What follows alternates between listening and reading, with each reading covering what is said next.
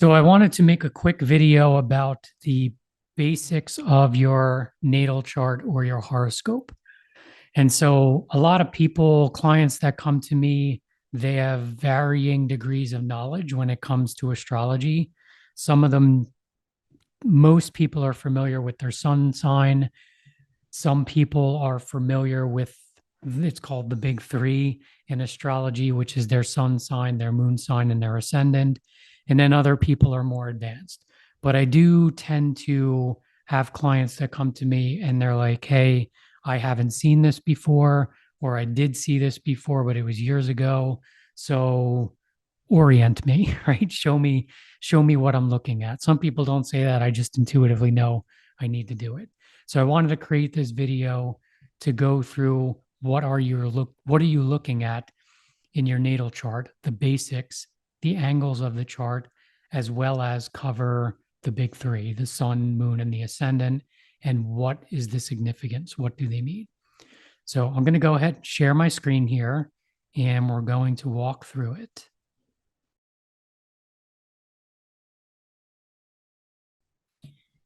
And so here we go. So if I were to cast your chart, or if you were to go online and put in your details, astroseek.com is a website that I use quite often.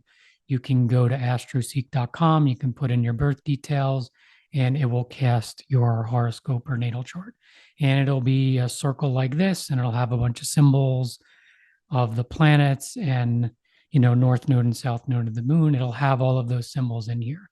So obviously this is stripped out. This is just the circle at this point. So is going to be, I did a transit report for here in Portland, Oregon at 12:39 p.m. May 7th, 2023. So this was the basic structure of that chart. And so what are we looking at here? So the first thing is this line going across the middle. This would orient us here, and it would be if you took your first, when you took your first breath, your little stick figure baby here, you would be standing on the horizon. And so on the left-hand side here would be where the sun rises when you took your first breath. So here in Portland, Oregon, again, 12:39 p.m., May 7th, if we looked at the horizon where the sun rose, the sign of Leo would be in that section of the sky at 20 degrees and 37 minutes. And so that is considered the ascendant.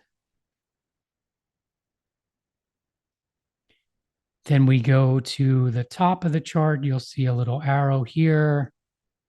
You see a sign on the top of the chart here, and think of this as it's the highest point in the sky from where you're standing, right? The meridian.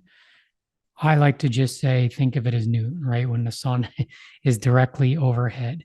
You'll see it in astrology called the MC, which stands for medium coli, which is Latin for top of the sky. And so the significance of this is how you are seen out in society. Generally, it's people's career. Doesn't have to be if you do volunteer work, or just how you are seen out in society would be representative of this point in the chart. And then on this right side is where the sun would set. So this is the descendant.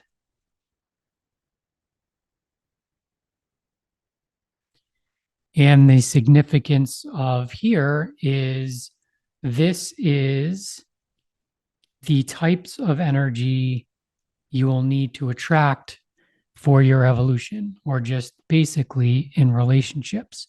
And so using this chart example, right, and just without putting any layering on top of it, just foundational, they would need to attract Aquarius type energy. And it's also the energy that they would carry when they're interacting with people that they don't know, right? So think of, I use the example of walking into an event or a conference. You don't know anyone and you're just talking to people. You would project an Aquarian type energy. And we'll get into that a little bit deeper as I go through this more. And then the opposite of the MC up here is down here at the bottom, which is representative of midnight. You'll also see it called the IC, which is Emum Coli, which is bottom of the sky, a Latin phrase for bottom of the sky, and it is home. I'd say home slash foundation. So these angles are important. These are important in your natal chart. And I'll kind of go around and explain in a little bit more depth, although I'll have other videos coming out which will go even further. But this will be a good foundation to start to understand your chart. So what is the ascendant? The ascendant is you. That is how you innately project to those closest to you. So when I say innately, it's like nothing you get taught or you need to learn. It's just you, it's just your personality. So this person, the sign of Leo, is on their ascendant. So people close to them, family members, if, you know, in their career, people that they spend a good amount of time around would see them carrying Leo type energy. And so, not to get too far into the Leo archetype, but Leo is ruled by the sun. And so it's the center of our solar system, right? So somebody with Leo energy on the ascendant could display as, and this is not taking any other symbolism into account here, right? Like any planets in the first house, any or where the sun is placed, just Leo would be a energy source, right? It would be creative, it would be full of life, it would want to be recognized in some way. It would be an energy source for other people. People would get inspired by Leo energy, right? So in this chart, foundationally, a Leo ascendant, that's some of the qualities that can be expected here. And aside from your sun, it's how you project. We'll wipe all of this out and go back to the top here, which is again the MC representative of noon, and it's how you are seen out in society. So this individual, if this was somebody's birth chart, Taurus would be up here at the top. So Taurus is earth energy, it's grounded, it's ruled by Venus, right? So you would be, this person would be a Venus type, would hold a Venus type energy foundationally, right? Because we have no other symbols here. Foundationally would hold Taurus type energy out in their career. So if you think of Taurus, Taurus energy is, it's the internal side of Venus, is kind of like how I like to describe it from an evolutionary perspective, which means this person could be a symbol of how to take, let's use the example of take a project and be able to ground it into this reality, right? Like somebody, I think of people coming into a conference room trying to figure out some way to create something, let's just say like create a new project, and everybody has all of these different opinions or different ways of doing it. This individual with Taurus energy may be able to say, I know how we can create this, right? And how we can create a solid foundation for us to be able to build this project, right? It's just one interpretation, a foundational interpretation of Taurus energy. Taurus energy ruled by Venus could just mean too that they are a singer, right? Like Venus energy is very, think of feminine, think of yin, think of creativity similar to Leo, right? Like people that have a Venus and Taurus could be very good singers, right? So this person could be just somebody that's seen as a Venus figure out in society. I know I'm getting pretty deep with these interpretations, but just to kind of give you an idea. And then the descendant over here, right, we said was the descendant. So this example, they have the sign of Aquarius. So foundationally, they would emit Aquarius energy to people they don't know, and they would need to attract that energy for their evolution. And so this person with a Leo ascendant and an Aquarius descendant, Aquarius is the outside of the box type of energy, unique points of view, innovation, technology. Those type keywords are related to Aquarius. There's also a structure to Aquarius too, because the traditional ruler is Saturn. So this Leo person that's, creative and maybe fun loving and the center of attention would attract Aquarius energy to help them. How do I take that Leo energy and how do I be of service, or how do I project my creativity in a way that helps other people and contributes to society? So from a soul evolutionary standpoint, that would be the reason for the Aquarius descendant. And so they would attract people with Aquarius type energy. And then we go to the bottom opposite of the top of the chart. Remember midnight. It's also listed as the IC. And so this is home, right? Home and your foundation. So you can't, if you have a pretty shaky foundation when you're trying to build like a house or a building, that's not going to be good, right? So it's the same thing in a natal chart, right? Is like, so this individual, they have the sign of Scorpio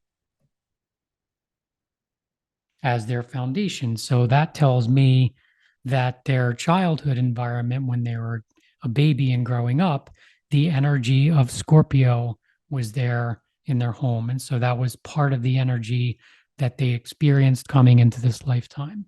So part of them really stepping into their highest expression, especially in their career, right, which is opposite of home. So you build a strong foundation, which allows you to build up and build a structure that's strong, safe, and secure. It's the same thing in the natal chart. So if you look at that bottom of your chart, the energy of Scorpio, right, you'd have to really get comfortable and familiar with that Scorpio energy for yourself, right? And you would need to be very grounded and rooted in that energy. So Scorpio, opposite of Taurus, Scorpio likes to go deep into things, where Taurus can potentially stay on the surface level or take a good amount of time to be able to understand or be able to nail down concepts. Scorpio goes deep under the covers, under the surface, so to speak. And so it's a water sign, it's emotional. So this individual would need to be really good knowing themselves on an emotional level. And from an evolutionary astrology perspective, Scorpio is like the natural psychologist, right? So this individual, as part of their foundation, might be a natural psychologist, right? They may be somebody that can feel subtle energies in the environment, specifically at home, right? So they would have to get really comfortable and good at that energy to create a firm foundation to come out in society. And then the interplay between, we kind of touched on it, but just not to belabor it, but the ascendant and the descendant, right? How do I really step into this Leo energy is by attracting Aquarius energy to show me how to bring this out in the most effective way to society. And so there's no symbols here, right? So let's throw some symbols into it. So display points, we'll go to planets, and voila, there we have some symbols in our chart, right? So this is what it would look like if you went to astroseek.com or you came to me and I did your chart. this is what it would look like. Now there would be a bunch of lines in here, which are aspects, right? So this would be like a bunch of lines and things like that. You'd see a bunch of that in here, which are the aspects. So we're going to leave those out for now. We're just going to look at the symbols. And so we covered the angles of the chart and now the big three, right? Sun, moon, and ascendant. We already covered the ascendant. So this person, where is their sun? So their sun is up here. And remember, I said I cast this chart for, I know it's kind of hard to see, but 12:39 p.m. here in Portland, Oregon, right? So the sun, 12:39 p.m., right there at the top, right? So that would be the sun. So this individual would have their sun in Taurus right next to the MC, right? Close to noon up here at the top of their chart. So the sun in evolutionary astrology is the fuel you run off of. If you're not doing things in that area, you're going to feel energetically drained. So for this individual, their career or how they're seen in society is going to be pretty important for them because their sun is up there, right? And not to get too deep into weeds, but Uranus, the planet Uranus, is right there with the sun blending energies. So that would add another layer, but that's for another video. We're just going to stick with the sun and Taurus, right? So this person would need to be doing things in the Taurus area. So the zodiac sign of Taurus would be pretty important for them to continue to play around in that area, right? That's going to be their life force. And then we can look at the moon. Let me just I'll erase all of it. And then we look for the moon, and the moon is down here in the chart. So the moon is down here. So again, 12:39 p.m. The moon, when you were born, wouldn't have been visible, but here is where the location of the moon is in relation to if you were standing here on the horizon line. So the moon in astrology is personal, right? So the moon is your emotional well-being, it's your feelings, it is your home. It's related to the fourth house, it's related to that fourth house foundation. And so for this person, they have their moon in the sign of Sagittarius. Right, Sagittarius. And so the other indicator of the moon in evolutionary astrology is it's also how you see things, right? It's part of your ego creation, but I'll get into that in a little more depth. But just think of the moon as it's extremely personal to you, and it's how you will process and how you will react and how you will internalize and how you will display your emotions in relation to the outside world. So that's certainly an important symbol in your chart. And then we talked about the ascendant. That's the third part of the big three, right? Which is Leo. And we already talked about that being that type of energy for those closest to you. So there you have it. That is the foundational look at your chart. And I'm going to create another video that's going to walk through the houses, which would be a good video for you to check out after this one. I will link it in the description box below for you to check out. So hopefully this was helpful. Thanks for checking this out, and I will see you again in another video. Thanks.